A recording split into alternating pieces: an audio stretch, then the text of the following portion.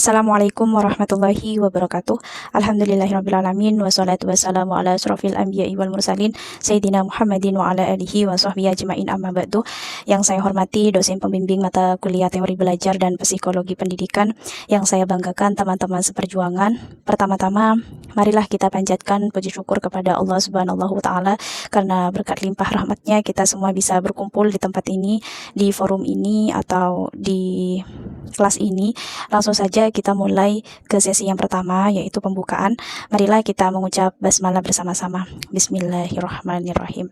Selanjutnya adalah kita hari ini menyelami topik tentang teori belajar humanistik. Nah, pengertian dari teori belajar humanistik, dalam suatu pembelajaran juga perlu didukung oleh adanya suatu teori dan juga belajar gitu. Secara umum itu teori belajar dikelompokkan dalam 4 kelompok. Ada teori belajar behavioristik, juga teori belajar kognitif, teori belajar humanistik yang kita akan bahas ini, dan teori belajar sibernik. Nah, kali ini kita akan membahas teori humanistik. Nah, apa itu teori humanistik? Teori belajar yang disebut humanistik itu salah satu teori yang terdapat dalam teori-teori belajar pendidikan dalam disiplin ilmu pendidikan. Nah, dari segi bahasa humanistik ini artinya kemanusiaan. Jadi sedangkan secara istilahnya suatu paham untuk mengenai kemanusiaan yang hakiki. Jadi jelasnya itu humanisme, suatu gerakan atau aliran yang bertujuan untuk menempatkan manusia pada posisi manusia yang sebenarnya. Jadi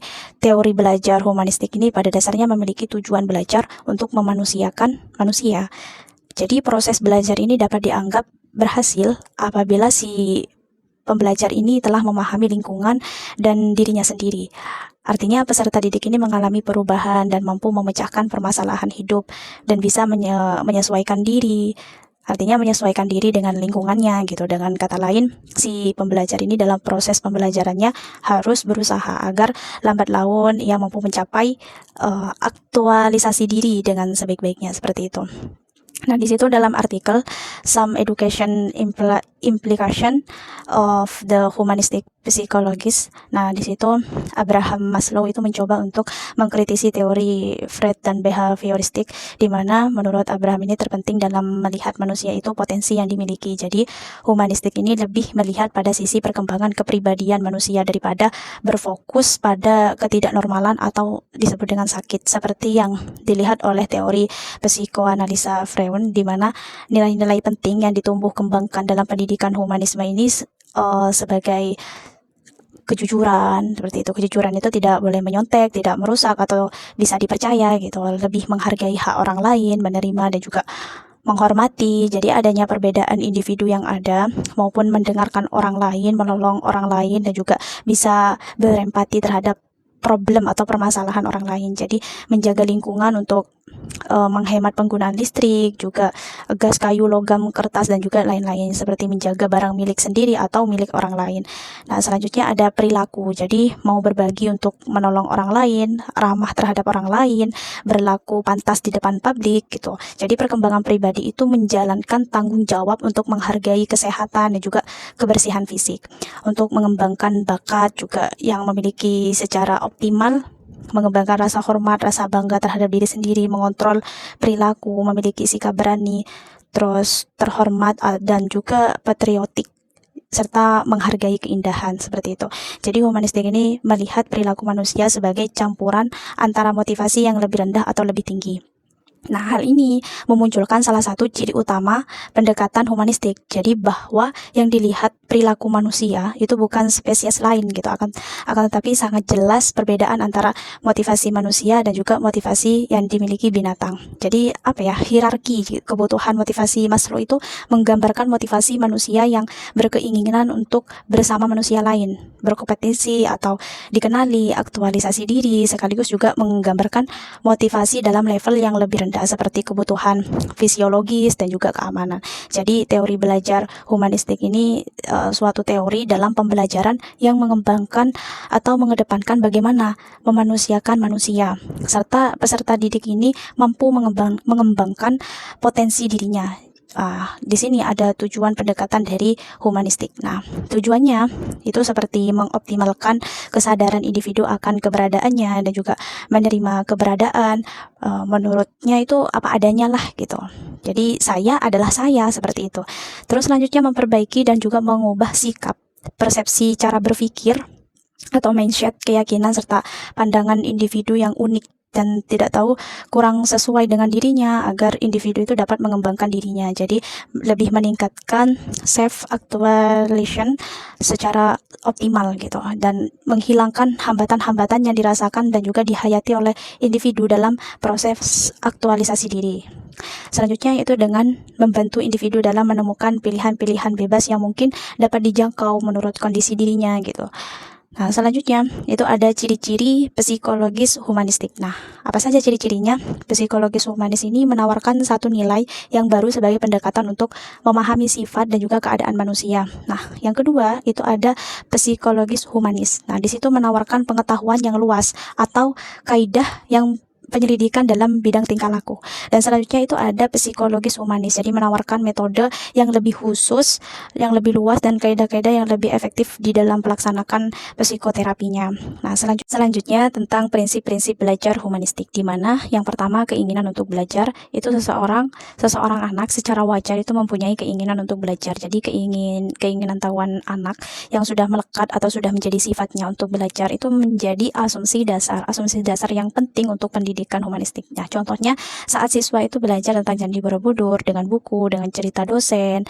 Jadi siswa ini akan kesulitan untuk mengetahui gambaran tentang candi tersebut. Dengan adanya media pembelajaran, jadi siswa ini dapat terpuaskan keingintahuan tentang Candi Borobudur lebih menyeluruh. Nah, yang kedua itu belajar secara signifikan. Nah, belajar ini dibagi menjadi dua proses. Jadi ada perolehan informasi baru dan juga menurut selera siswa tersebut.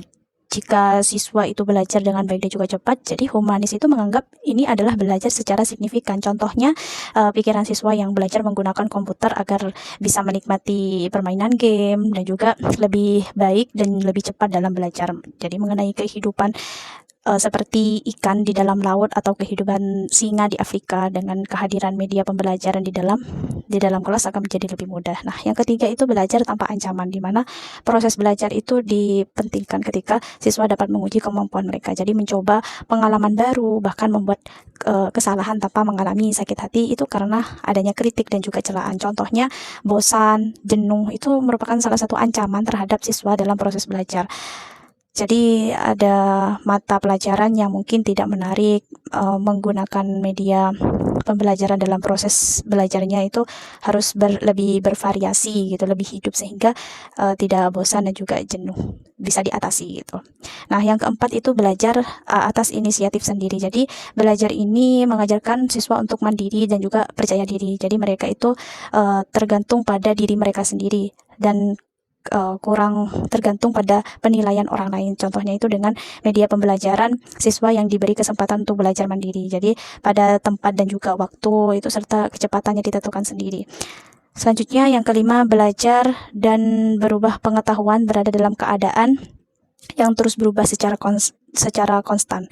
Jadi belajar seperti waktu yang lalu itu tidak cukup.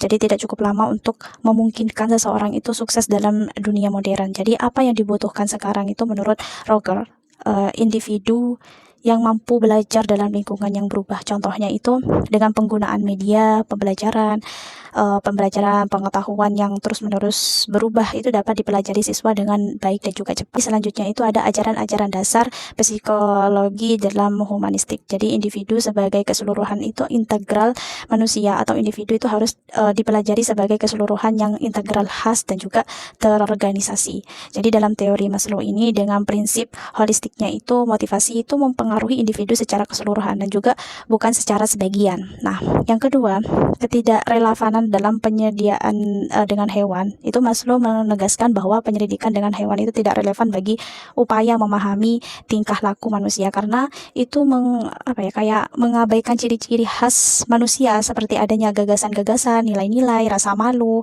cinta, semangat, humor, rasa seni, terus ada kecemburuan dan banyak hal. Dengan kesemuan ciri yang dimilikinya itu manusia manusia bisa menciptakan pengetahuan seperti puisi, musik, dan juga pekerjaan-pekerjaan yang khas ya seperti manusia lainnya lah pada umumnya. Nah, selanjutnya itu ada pembawa baik manusia. Jadi manusia itu pada dasarnya baik dan tempatnya netral. Menurut perspektif dari humanistik ini, kekuatan jahat atau merusak yang ada pada manusia itu hasil dari lingkungan. Jadi ada yang buruk dan juga merupakan bawaan. Selanjutnya ada potensi kreatif manusia. Jadi Maslow ini mengingat bahwa untuk menjadi kreatif seseorang itu tidak perlu memiliki bakat atau kemampuan khusus. Jadi kreativitas itu tidak lain kekuatan yang mengarahkan manusia kepada pengekspresian diri. Selanjutnya ada penekanan pada kesehatan psikologis. Jadi ada pengaktualisasian diri yang sesuai dengan petunjuk-petunjuk yang baik serta mampu mengembangkan potensi secara utuh sehingga dapat bermakna dan juga berfungsi bagi kehidupan dirinya ataupun lingkungan. Nah, selanjutnya kita akan membahas tentang tokoh-tokoh dalam teori belajar. Nah, dari aliran humanistik ini muncul sekitar tahun 1960 sampai 1972. Jadi kemudian muncul beberapa perubahan inovasi baru sampai dekade terakhir seperti Bloom dan Krathwohl. Jadi kognitif itu terdiri dari 6 menurutnya. Pengetahuan, pemahaman itu merupakan aplikasi yang menggunakan konsep untuk memecahkan suatu masalah, atau analisis yang bisa menjabarkan suatu konsep, atau sintesis yaitu yang menggabungkan bagian-bagian konsep menjadi suatu konsep utuh, dan evaluasi membandingkan nilai, ide, metode, dan juga banyak hal. Dan selanjutnya ada psikomotorik. Ini terdiri dari 5 tingkatan seperti peniruan, jadi menirukan gerak, terus penggunaan seperti menggunakan konsep untuk melakukan gerak, dan juga ada ketepatan, melakukan gerak dengan benar. Ada perangkaian juga, melakukan beberapa gerakan sekaligus dengan gerakan yang benar, dan naturalisasi juga itu melakukan gerakan secara wajar. Nah, ada afektif itu, dan selanjutnya afektif itu terdiri dari 5 tingkatan seperti pengenalan, ingin menerima sadar adanya sesuatu, dan juga merespon, aktif untuk berpartisipasi, dan ada penghargaan, menerima nilai-nilai setia kepada nilai tertentu, dan juga pengorganisasian, menghubungkan nilai-nilai yang dipercaya, adanya pengalaman, menjadikan nilai-nilai sebagai bagian dari pola hidup. Nah, selanjutnya tokoh humanistik Kolb itu membagi tahapan belajar seperti pengalaman konkret, pengamatan aktif dan reflektif, konseptualisasi, eksperimentasi yang secara aktif. Nah, jadi menurut tokoh Hanif dan juga Mahfud menggolongkan golongan orang yang belajar dalam 4 macam atau golongan seperti kelompok aktif, terus golongan reflektor, kelompok teoritis, dan juga kelompok pragmatis. Jadi masing-masing kelompok ini memiliki karakteristik yang berbeda dengan kelompok lainnya. Dan menurut tokoh Habermas, di mana ahli psikologis ini, Habermas ini dalam pandangannya bahwa belajar itu sangat dipengaruhi oleh interaksi baik dengan lingkungan maupun dengan sesama manusia, seperti belajar teknis, belajar praktis, belajar emansipatoris, dan selanjutnya yaitu menurut Karl Rosenbacher, di mana belajar yang bermakna itu belajar yang terjadi jika dalam proses pembelajaran melibatkan aspek pikiran dan juga perasaan peserta didik. Selanjutnya belajar yang tidak bermakna. Jadi belajar yang tidak bermakna ini terjadi jika dalam proses pembelajaran itu melibatkan aspek pikiran akan tetapi tidak melibatkan aspek perasaan peserta didik. Nah, menurut tokoh humanistik yaitu Abraham Harut Maslow, di mana teori Maslow ini didasarkan pada asumsi bahwa di dalam diri individu itu ada 2 hal. Nah, 2 hal ini suatu usaha yang positif untuk berkembang dan kekuatan untuk melawan atau menolak perkembangan. Jadi adapun teori yang paling dikenal yaitu teori tentang hierarki kebutuhan atau disebut dengan hierarchy of need. Nah, di situ kebutuhan seperti fisiologis, dasar, jasmani, atau basic needs seperti makanan, minuman, tidur, itu kebutuhan akan rasa aman, tentram, atau disebut dengan safety need.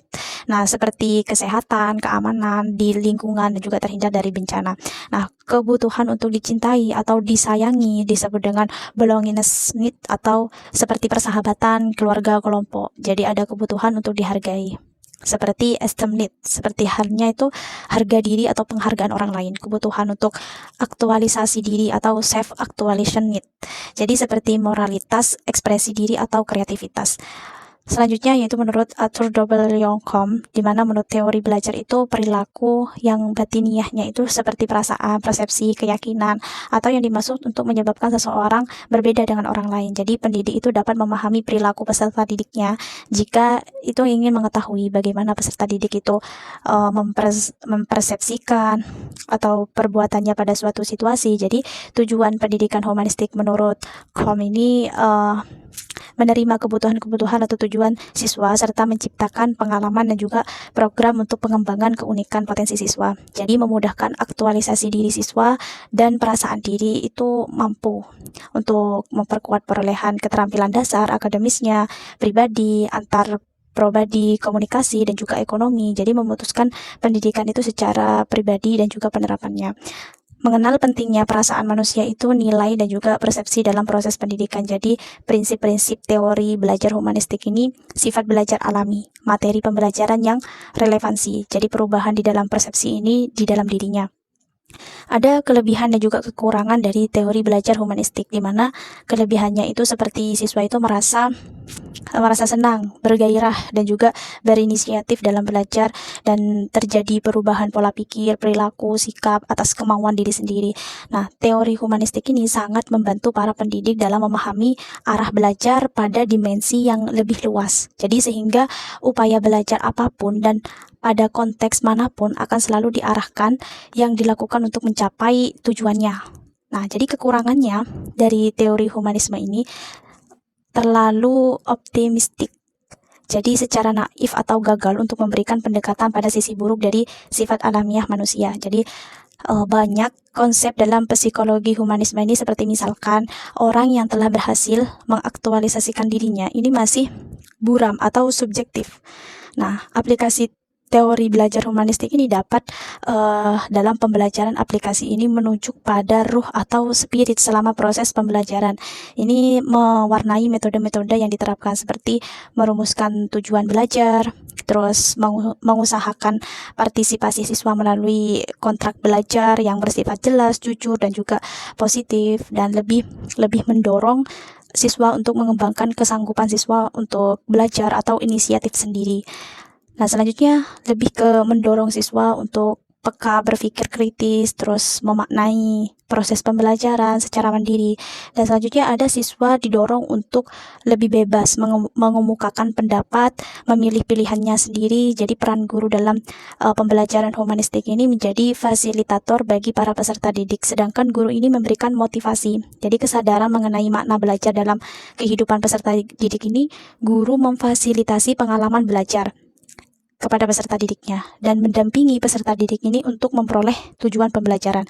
Nah, untuk memperoleh tujuan pembelajaran ini pastinya guru menerima siswa apa adanya, berusaha memahami jalan pikir siswa, terus memberikan kesempatan kepada murid untuk kemajuan sesuai dengan kecepatannya, juga ya kecepatan dalam berpikir, dalam menumbuhkan keterampilannya, dan juga evaluasi yang diberi secara individual itu berdasarkan perolehan prestasi belajar siswa. Jadi ada beberapa implikasi teori belajar juga dalam humanistik ini. Penerapan teori humanisme ini lebih menuju pada ruh atau spirit selama proses pembelajaran yang mewarnai model-model yang diterapkan. Ada beberapa poin, kayak misalkan guru sebagai fasilitator. Guru mempercayai adanya keinginan dari masing-masing siswa. Guru mencoba mengatur dan juga menyediakan sumber-sumber untuk belajar. Guru menempatkan dirinya sebagai suatu sumber yang fleksibel. Guru juga mengambil prakarsa untuk ikut serta dalam kelompok. Jadi dalam model pembelajaran humanistik ini ada beberapa model, yaitu seperti humaning of the classroom, dan juga active learning, ada juga quantum learning, dan the accelerated learning. Ada juga banyak hal lah teori-teorinya. Jadi hanya itu yang dapat saya sampaikan. Selanjutnya memasuki sesi berikutnya, yaitu tanya jawab. Pada diskusi ini akan dibuka beberapa pertanyaan dan bisa ditulis atau diketik di kolom komentar atau secara langsung. Jadi demikian isi presentasi saya kali ini. Semoga apa yang saya sampaikan dapat bermanfaat bagi kita semua. Amin amin ya rabbal alamin. Jika ada kekurangan, mohon dimaafkan, karena kesempurnaan itu sesungguhnya hanya milik Allah Subhanahu wa Ta'ala. Wassalamualaikum warahmatullahi wabarakatuh.